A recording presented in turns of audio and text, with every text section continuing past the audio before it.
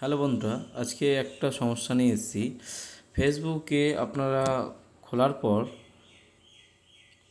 Dashboard, professional ড্যাশবোর্ডে যাচ্ছেন, তখন এই টাইপের লোডিং হয়ে থেকে যাচ্ছে। তো সেটাই আজকে সলভ করে দেখাবো, প্রবলেমটা কীভাবে সলভ করবেন।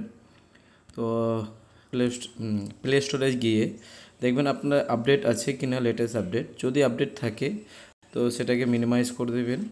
আবার ফেসবুকটাকে কি করবেন, ব্যাকে গিয়ে এই যে ফেসবুকের উপরে একটু চেপে ধরে থাকবেন। তো অ্যাপ ইনফরমেশনে যেয়ে তো ক্লিয়ার ডেটাটা আপনারা করতে হবে, ক্লিয়ার স্টোরেজটা করতে হবে আপনাকে। হ্যাঁ, এটাকে ডিলিট করে দেবেন। ক্লিয়ার স্টোরেজ আপনাকে আবার লগ ইন করতে হবে, ঠিক আছে? তো আমি দুটোই ক্লিয়ার করে দিলাম।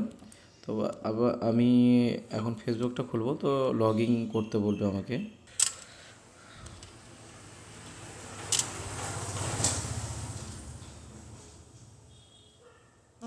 ওপেন হয়ে গেছে,